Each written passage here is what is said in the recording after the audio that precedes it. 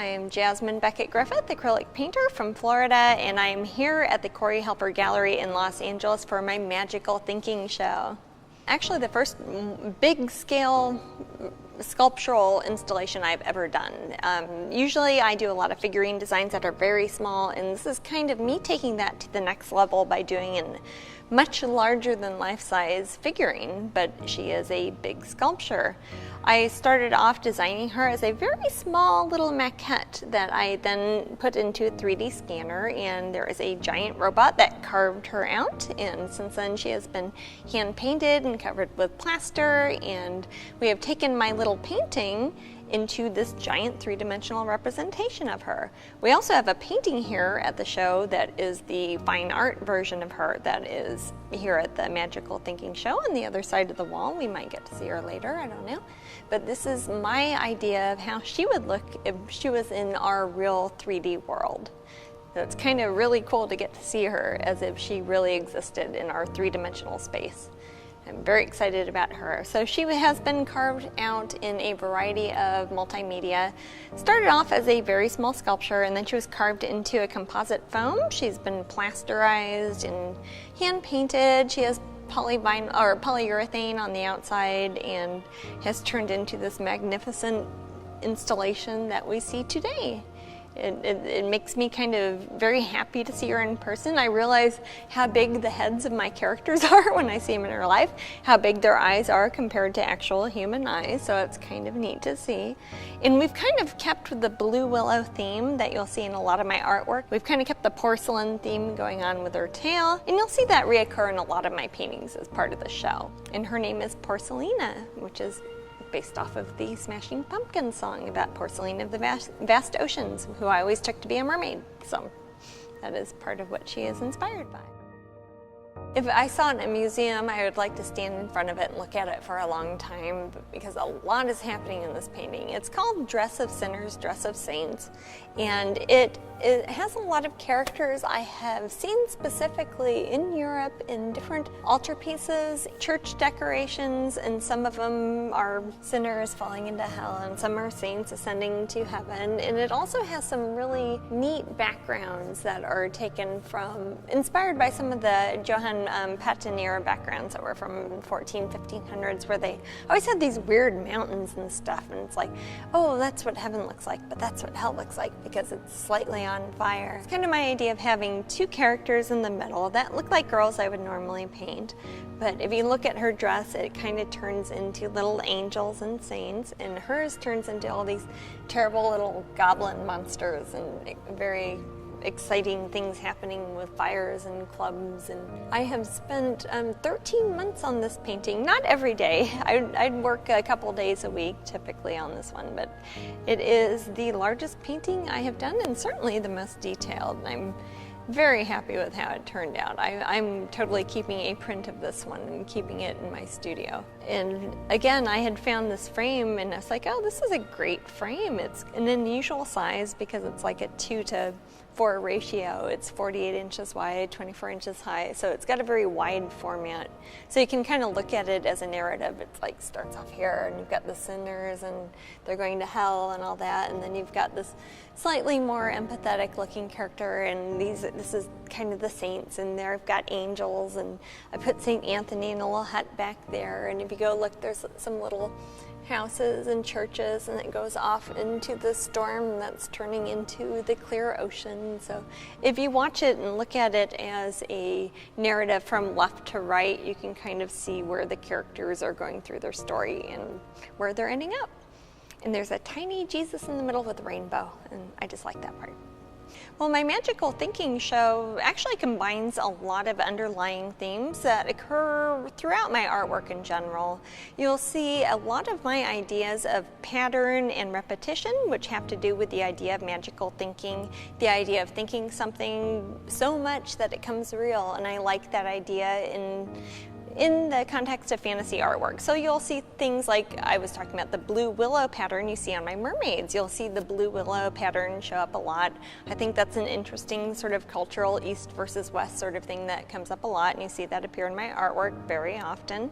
You also see things that are traditionally fantasy art like mermaids or fairies or dragons, but I've kind of put it into a different sort of context, and it's something that is not only something you would see now, but it's something you might have seen 500 years ago. I have an art history background, so you will see things from Hieronymus Bosch, you'll see stuff from the Bruegels, you'll see some Da Vinci stuff, a lot of even Monet you'll see pop up every now and then into my painting. So I'm combining roughly 500 years of art history all into my head, and the cool stuff I like to see and the stuff I collect, and it's all combined into one show. You can probably tell I'm very classically influenced by the choice of frames I use with my different paintings. Sometimes I will choose a frame first and decide what sort of painting I think would look good in it.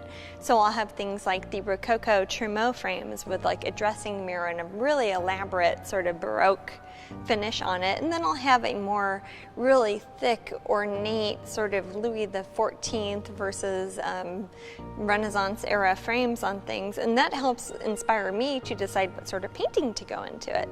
And some of them I'll do darker and more thick, and then I'll have some really super ornate, tiny, fancy little details, which makes this actually, I work on wood for the most part, so I'll have to actually, or my husband will help me cut out oddly shaped pieces of wood to paint on, since I do work in acrylic paints on wood panels, so we actually have to physically take the wood panels, cut them into a weird shape because we have a weird shaped frame like that one over there, and cut them in an odd shape, and a lot of it will be metric or even pre-metric shaped, and we have to cut them out, and then I base my idea of how I'm going to lay out the painting based on the frame.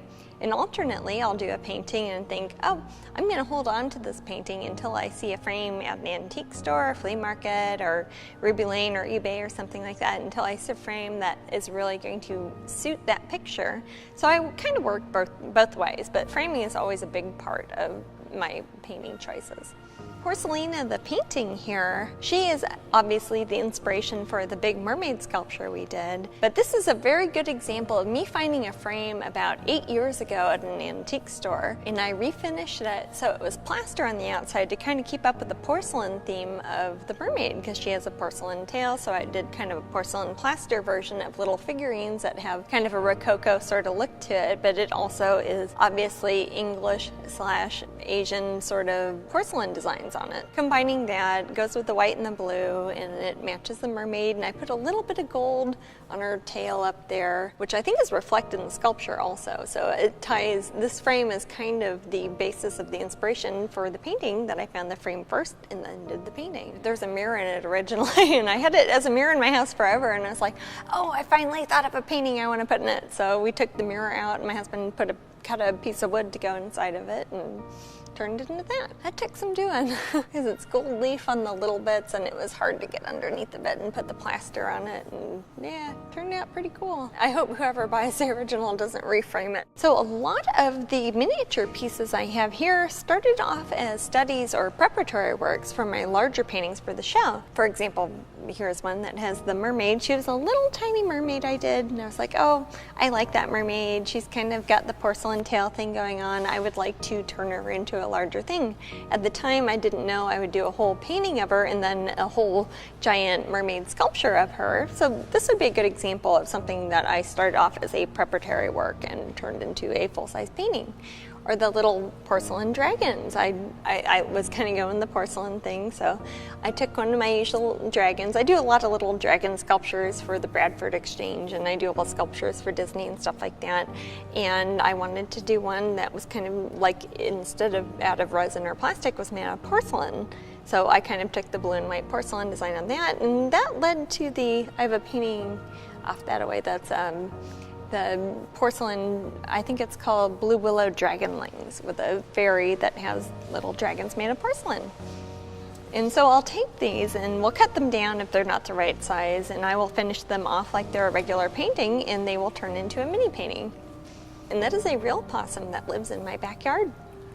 He lives underneath my air conditioning machine. Quite a lot of these, if you'll see, there are elements of my larger paintings I've done, but I like to keep them and frame them in elaborate frames, and so if somebody maybe isn't able to snag the big full-size painting, they get some of the original studies that were originally sketches that I finished off and painted to the level of detail I'd do in a full-size painting. This is the Isle of the Dead, and some people might see this painting and think it looks familiar to them because the Isle of the Dead, mine's based off of the Arnold Böcklin, B-O-C-K-L-I-N painting. It was the idea of an island in the middle of the Mediterranean that people have painted over and over again for like the past 500-600 years as what would be a tomb. It would almost be like a mausoleum in the middle of the ocean, but I kind of took it as opposed to like dead people as to things that have either been extinct or may not have existed. If you see trilobites that are long extinct. You see little dinosaurs. I've got a Rhamphorhynchus. I've got a pterodactyl, and of course a mermaid. Things that aren't necessarily alive, but they aren't necessarily dead. So I wanted to have that iconography of the Isle of the Dead. It's always a very symmetrical island with cypress trees in the middle, and there have been Salvador Dali did a painting of it. A lot of artists through time have done a version of the Isle of the Dead, and I wanted to do one. And I think water, I think mermaids, and I like the idea of things not necessarily being dead, but something that is just not here right now, but you can still appreciate it. But this is a very good example of the recast frames that we use for paintings, and it helps make the whole picture stand out a lot more. I like this one a lot. The painting itself is called Monarch, and it has a lot of meanings behind it. First of all, it's a Louis XV frame. It's an actual cast of a Louis XV frame. This one has been done contemporarily, but he's the idea I have of, hey, that was somebody who did fancy frames, and he had a lot of money to spend on his art department, basically, and really elaborate, over-the-top frames, and I really dig that. And then I think of her as being a queen because she has a little crown on her head. And then I think of the monarch butterfly, so I've kind of made her dress out of that. So including the frame, her dress, her hair, the butterflies, it all ties together to my idea of what a monarch is. Also, I like the idea of having like a bright red, fiery kind of background with kind of the cool blue sort of colors of the blue morpho butterfly, which is my favorite butterfly, and I have quite a few specimens of those also. My whole understory of my studio is like a natural history museum. All right, this is another example of when I pick the frame before I pick the painting. This is what's called a Trumeau mirror frame, where you have a painting at the top, but then a dressing mirror on the bottom, which makes it kind of a functional thing you would have in your house as well as being a beautiful piece of artwork. It has a very Rococo feel, not quite Baroque, more Rococo. It has the swags of flowers in it, and more flowers are on the top, and a lot of little intricate detail, and then it's like 6 feet high, and it's a wonderful dressing mirror. But usually they would have some sort of sculpture or picture at the top, and I was trying to think of something that would be very pleasant to have in your dressing room, and I was thinking, oh, mermaids would be great, put some flowers in there.